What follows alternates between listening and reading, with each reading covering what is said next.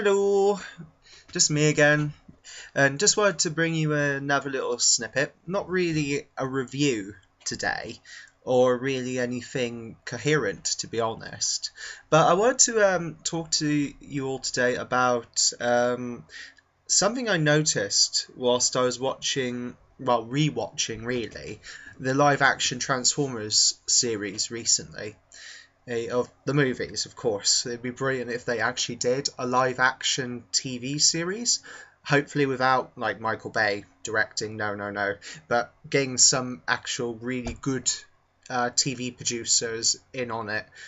J.J. Abrams, for example, to get him in to do a live action version. But anyway, going back on topic, what I wanted to talk to you today about was I was I was rewatching Transformers, Revenge of the Fallen and Dark of the Moon recently, and what I noticed that as the movies progressed, the level of violence in the movies kept going up. I'm not talking about the fighting, because there was a hell of a lot of battles in the first movie, and then much more in the second, and definitely in the third, where it got, apocalyptic. But when I mean violence, I mean the actual degree of physical violence and mutilation and just kind of over the top death brutality that you wouldn't necessarily see in a live action human film. Um, Let me give you some examples. In the first movie, the biggest example I noticed was when Megatron grabbed Jazz, took it on the famous scene, took him up, flew him up to the top of this building, and then ripped him in half. Now, would you see that in a live action human movie in the cinemas? No, you would not see that unless it was very much an 18. And the only reason they got away with this, and this will apply to the rest of what I'm talking about in a bit, the only reason they got away with this is because it was robots. It was not humans.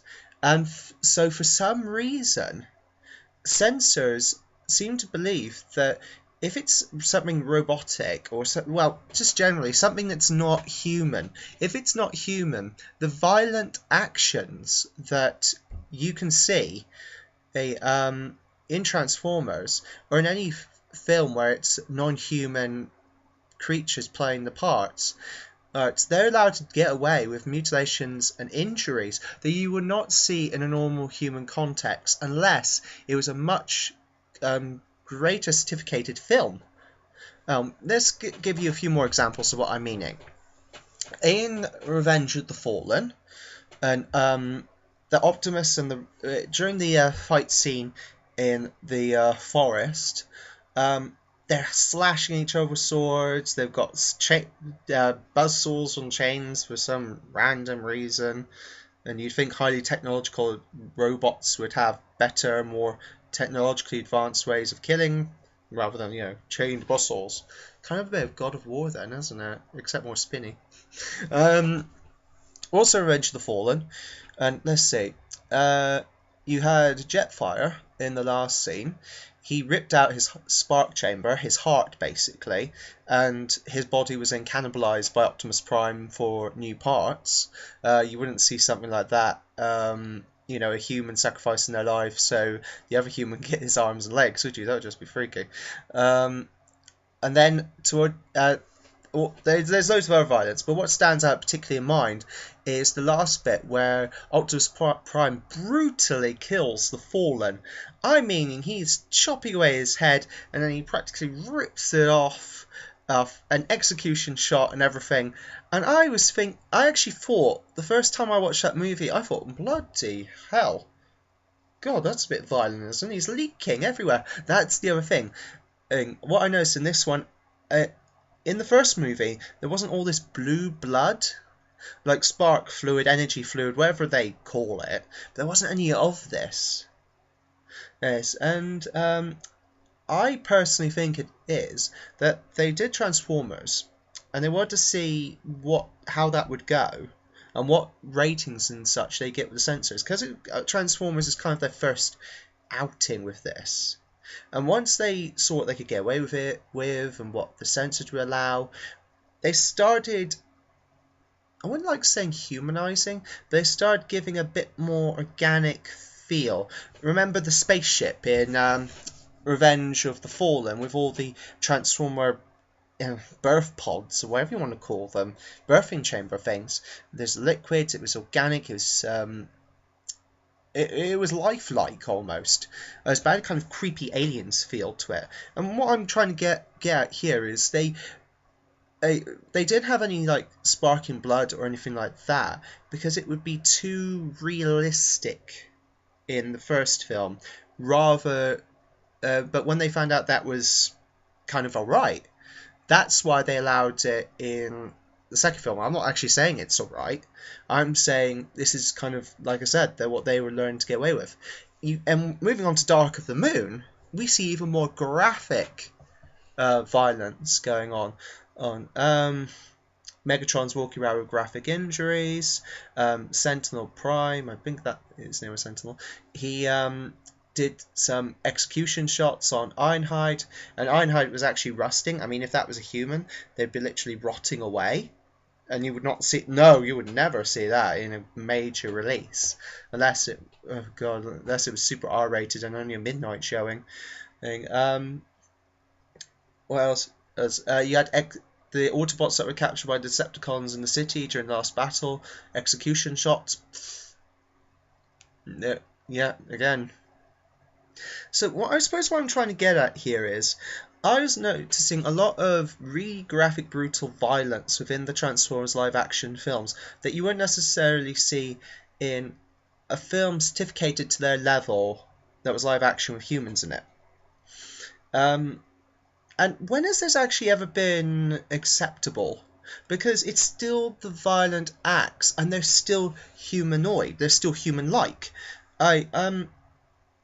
I don't want to say that Transformers will influence kids or anyone susceptible to idiocy to go out and start grotting people or, shooting people in the back of the head or anything like that. No.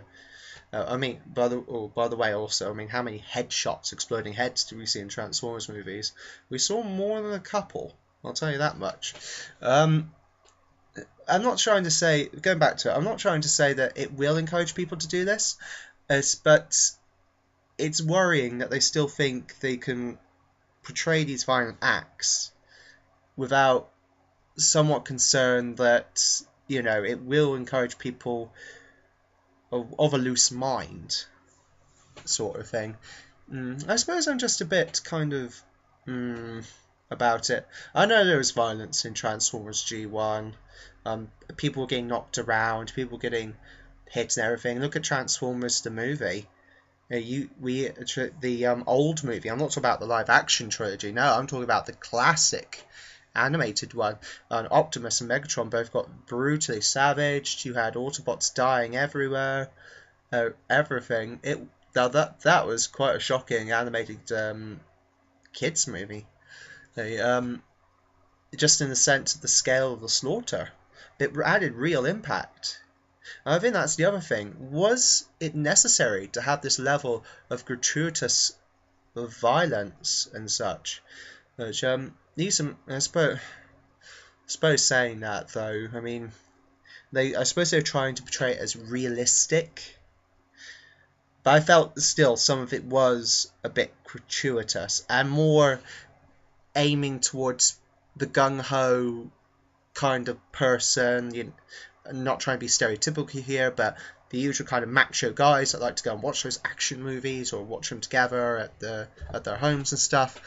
The kind of like, yeah, blast, brutal injury sort of thing.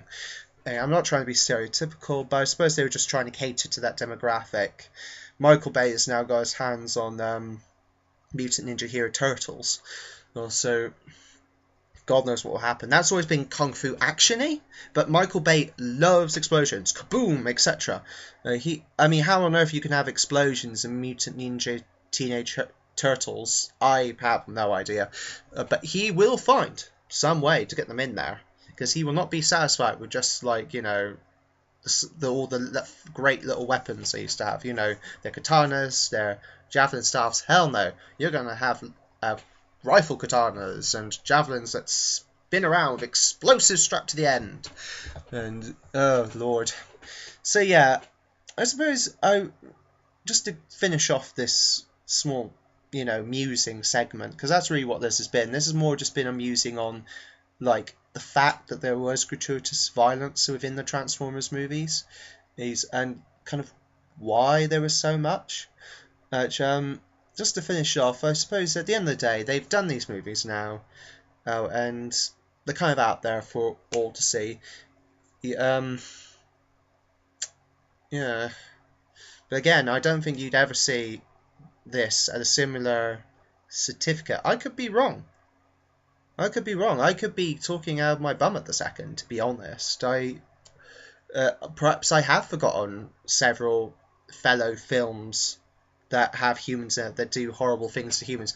By the way, the fact that a lot of the humans, well, the cast humans in the Transformers movies never seem to get much gratuitous injury themselves. It always is the Autobots that are taking, or the Decepticons that were taking the hits for them. But the amount of times they were getting thrown around and stuff like that, and they didn't get bruised or anything.